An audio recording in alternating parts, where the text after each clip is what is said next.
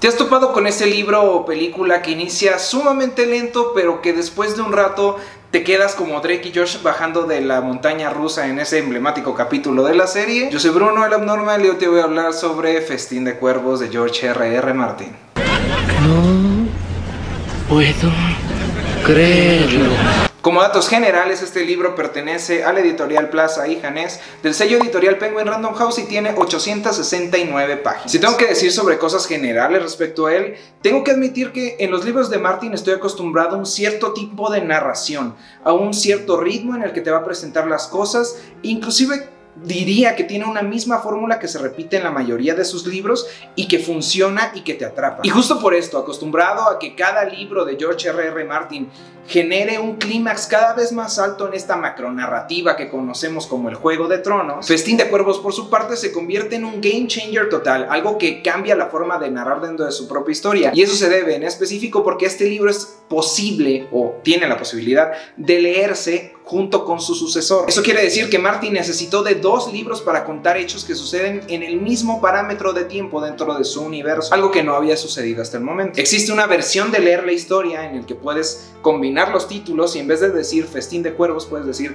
Festín de Dragones, y es el hecho de que leíste los 2 libros al mismo tiempo. Por su parte, este es el 4º libro de la canción de Hielo y Fuego y es el primero que no cuenta con todos los narradores originales que ya estábamos acostumbrados y que nos encantaban, razón que le valió muchísimas críticas en su momento.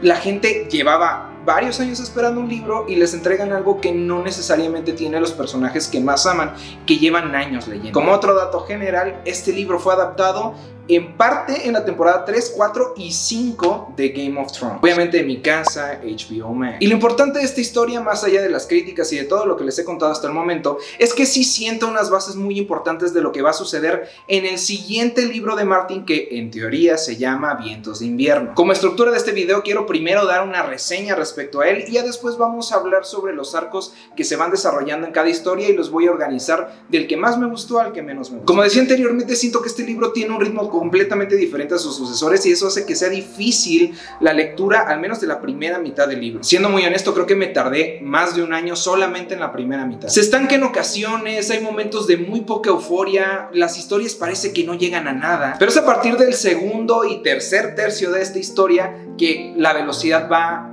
impresionante. O sea, neta, llega un punto en el que dices, güey, esto no puede ir más arriba, y llega más arriba y te desarrollan historias mucho más complejas y vas entendiendo hacia dónde se dirige la historia de la canción de Hielo y Fuego. Y termina de una forma tan vertiginosa que después de este libro te urge leer Vientos de Invierno. El que el libro se vuelva mucho más interesante tiene que ver con que en el segundo tercio de este libro, a partir de él, empiezan a hacer referencias del libro siguiente, que es Danza de Dragones, y cuya reseña van a tener muy pronto en este canal. Empiezan ahí a sonar rumores en este universo sobre que han vuelto los dragones, una especie que se creía prácticamente extinta para este punto de la historia. Y la que sí siento que va a ser mi declaración muy dura, muy tajante en esta reseña es que sí es el peor de la saga. Este libro sí representa, incluyendo Fuego y Sangre, el peor de la saga de Martin. Ahora, hay que tomar estas palabras con muchas pinzas porque eso no quiere decir que sea un mal libro, para nada es un mal libro. Sin embargo, para los estándares que te está generando el propio Martin con todos sus libros, con la adaptación a la serie, con la nueva serie que está en HBO y con el libro que tiene que ver dentro del universo, inclusive con este libro que tenemos acá atrás, tengo que admitir que costó mucho trabajo que este libro cumpliera mis expectativas, al menos en la primera mitad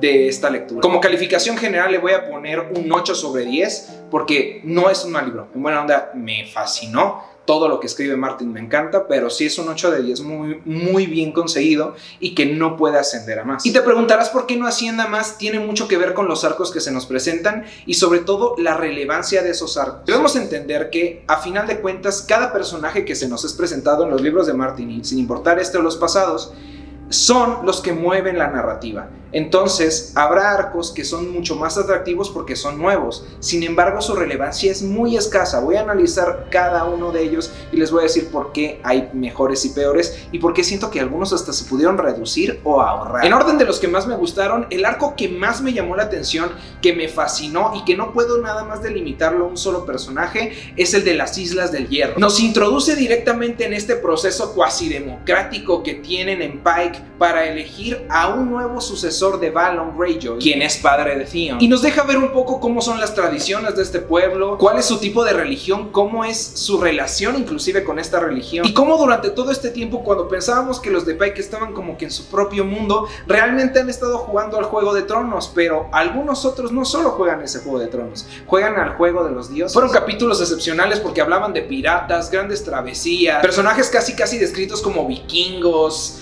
No sé, todo me encantó. Además, el lema de los Greyjoy es magnífico, porque lo que está muerto no puede morir, solo se levanta más duro, más firme. Tengo que admitir que aunque al inicio era pesado, uno de los arcos que más me gustó y que fueron presentados aquí fue el de Dorne. Era uno de estos lugares que ya parecía olvidado por el propio universo, que no le querían dar su momento de gloria, y nos llevan a este conflicto interno que tiene la casa Martell y que pudimos vislumbrar desde el libro pasado, sobre cómo cada uno de estos personajes o hijos de esta gran casa piensan que su rey Doran Martell está sometido por la corona y no representa los valores de los nunca arrodillados. El país de los desiertos es aguerrido y no comulga con la historia que se nos ha contado dentro del propio universo de Martin, hasta el momento en el que se nos es revelado todo el plan macabro y muy bien realizado que tiene Doran Martell para jugar este Juego de Tronos y sobre todo para llevarse la victoria en este mismo. Esto se contextualizará mejor en el siguiente libro, así que si quieres la reseña más pronto, deja tu comentario aquí abajo. Y ahora voy a pasar con uno de mis arcos favoritos, pero que no pude poner encima de Dorne, que es el de Cersei Lannister. Maldita sea, qué buenos capítulos se tiraba Cersei, y representó para mí una de las mejores sorpresas de todo el libro. Capítulos que disfrutas de inicio a fin, que te demuestran esta forma de crear personajes tan tridimensionales que solo logra Mark, que nos desmenuzan este teje y maneje político que a final de cuentas son la especia dorada de esta gran saga. Nos lleva al momento en el que Cersei descubre que su padre Tywin Lannister ha muerto, y a partir de eso vemos toda la perspectiva de lo que va sucediendo durante su mandato en Desembarco del Rey. Gracias a estos capítulos tenemos uno de los mejores monólogos internos en un personaje que podrían pertenecer a Crimen y Castigo sin problemas, de lo bien escritos y de lo bien realizados que lo logra George R.R. Martin. Y vemos durante todo este proceso a Cersei pelear contra los Martell, que cada vez toman un mayor poder en la ciudad, pero también contra la iglesia, que eso es algo muy interesante. Otro de mis arcos preferidos es el de Samwell, ya que se embarca en una misión mandada por Jon para cruzar casi todo el mundo y que él se llegue a formar como un maestro. Lo que más me gustó de estos capítulos en general fue su brevedad. Eran pocos, pero iban siempre a contarte algo. Tal es el punto que inclusive te introduce conceptos que tienen que ver con el Caballero de los Siete Reinos, que hablan un poco también sobre fuego y sangre. Entonces son una joyita. Inclusive hay momentos donde hay crossovers con otros personajes. No, una joya. La verdad vale mucho la pena. Los capítulos de Samwell están muy bien hechos. Aquí empezamos a caer en terreno pantanoso, porque sí, el arco de Arya, todo lo que tiene que ver con nadie, son medio infumables. Sientes que no sucede nada, no hay una gran evolución en el personaje. Sientes que despersonalizan al personaje, que no está mal, porque ese es el proceso de aprendizaje que va a tener Arya para poder llegar a ser una asesina sin rostro. Pero la verdad no, o sea, no fueron de mi agrado. Sentí que se estancó mucho la historia y es hasta el final de estos capítulos en el que realmente siento que se deja ver el futuro del personaje y que pudieron haberse reducido en su tamaño. Esto tal vez vaya en contra de algunas opiniones de fans, pero los capítulos de Jaime Lannister se me hicieron también infumablísimos. El man es como, no sé, tiene dos versiones en esta historia. Es este personaje que se siente mal consigo mismo porque ha perdido su mano y porque ya no es lo que era. Y sí, es una idea profunda de un reencuentro contigo mismo, de aceptarte tras tus limitaciones, de amarte pese a los cambios que ha tenido tu cuerpo. Y el discurso está bastante bien logrado, pero no termina de encajar. También está constantemente pensando en Cersei, la extraña, piensa en ella, le escribe cartas.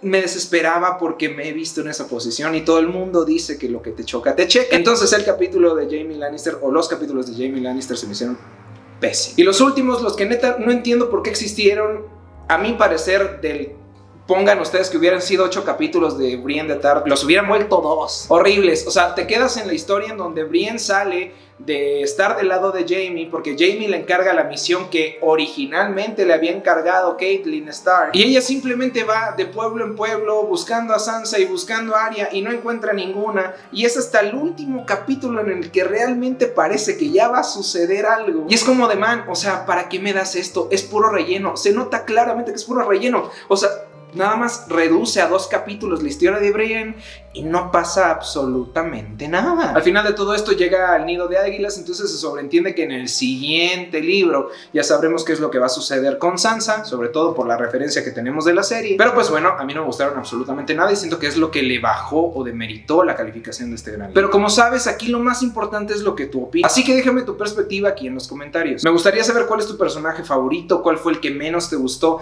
qué es lo que no disfrutaste de este libro. Y sobre todo dale like, suscríbete, activa la campanita, todo eso me ayuda muchísimo para que este contenido siga siendo de muy buena calidad. Entonces te voy a dejar por aquí el video pasado que subí sobre mi opinión de Fuego y Sangre y su adaptación a la serie. Yo soy Bruno el Abnormal y nos vemos en el siguiente video.